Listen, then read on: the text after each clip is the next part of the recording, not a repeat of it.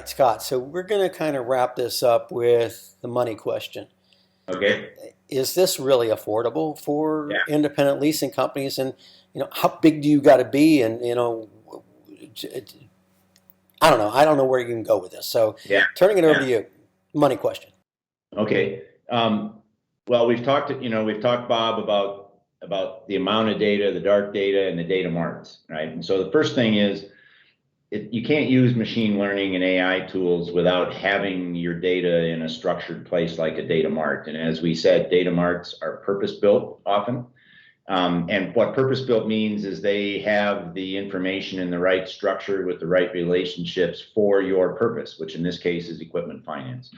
So what we've discovered is, the size of the leasing company, will have a correlation to the size of the IT department, and eventually you'll get big enough.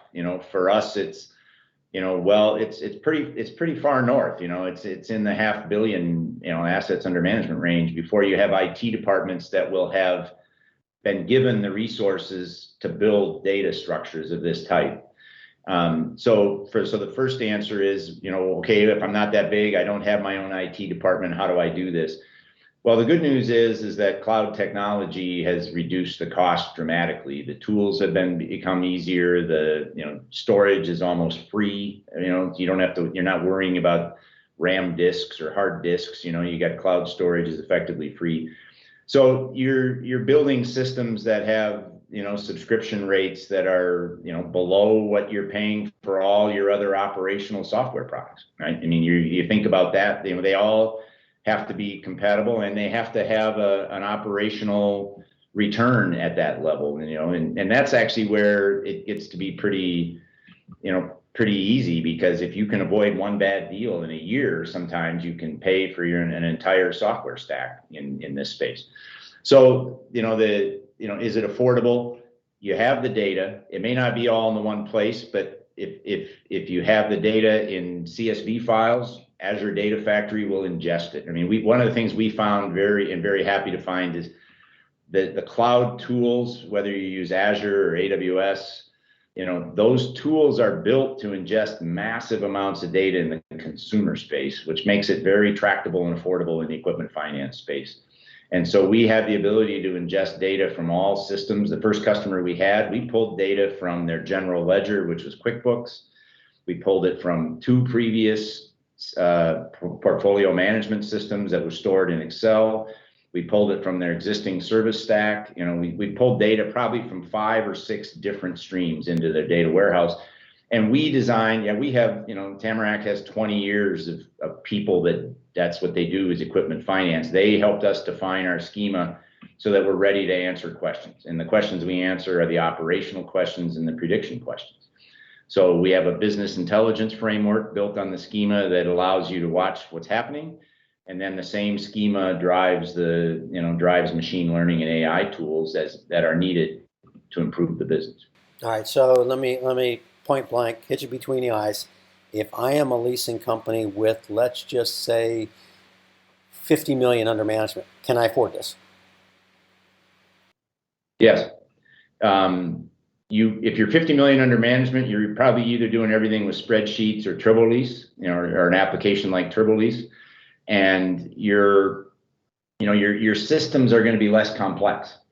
You're going to be able to afford it because what it's going to enable you to do to compete, right? You're going to be able to afford it because you can very easily start measuring productivity and metrics and win rates that this system, this level of tool should help you demonstrate. It's an OpEx decision, not CapEx, right? And you can say it's going to be we can ingest data from smaller systems much faster than we can from large systems, right? And so we get you up and running quickly, and then you're going to watch your business improve, and it's going to pay, and it has to pay for itself. Just like if you move from one product or one portfolio management system to another, that's an OpEx decision. That's a return decision, right? It enables you to do things that you couldn't do.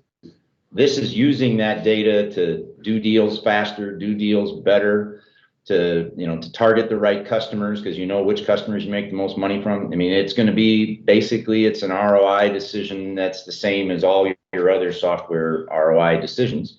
And but the return can be a lot higher, if you really focus in the right areas, which we think is speed, differentiation, and risk management. What about scalability? If you're a smaller leasing company or just starting out, hung a new shingle out, you left another company and starting your own leasing company, whatever it might be, private equity invested in you, you're starting out from scratch. Can you, if you started it from the very beginning, do you believe that you can scale a new business origination, asset generation, but in the back office, not at the same level you're scaling the front side? Is that where it helps you? Can it help you with your scaling? I think, for me, you scale the whole stack scales the same. So for the front office and the back office would scale at the same rate. But you're going to measure, if you're a growing company, you're going to measure your success on the front office. You're going to measure your success on originations. It's going to take a while before all of before you get the outcomes on the ends of the leases. You're gonna get outcomes very fast on pricing decisions with customers. You're gonna learn fast how to close deals. You're gonna learn fast on which funding agents or funders, if you're working with banks to fund your deals, you're gonna learn which ones want those deals the fastest. Data outcomes that happen faster, allow you to grow and learn faster. And those are, payments happen once a month, right? But deals happen 50 times a week sometimes, right? And so you can learn fast and you can improve fast on the front end.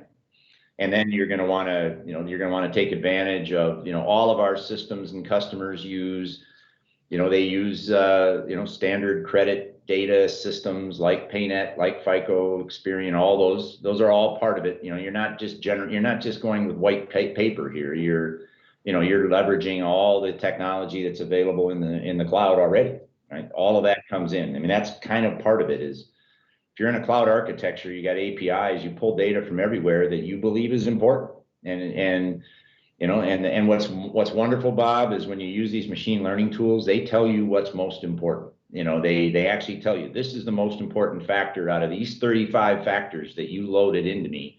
This is the one that has the biggest impact on this outcome. And it's very informative. Well, Scott, thank you so much for your time. I think this was incredibly helpful. I'll provide some contact information of how, anybody viewing wants to learn a little bit more, how they get a hold of you. But this has certainly been educational for me, and this has been very helpful. And I got to believe it's going to be even helpful, very helpful for my clients, just to learn a little bit more about this and everybody in our industry. So again, thank you so much. Thank you for all that you're doing. And I know you've been very involved with the leasing industry. So keep it up and thank you for your time. Okay. Thank you, Bob. You're welcome.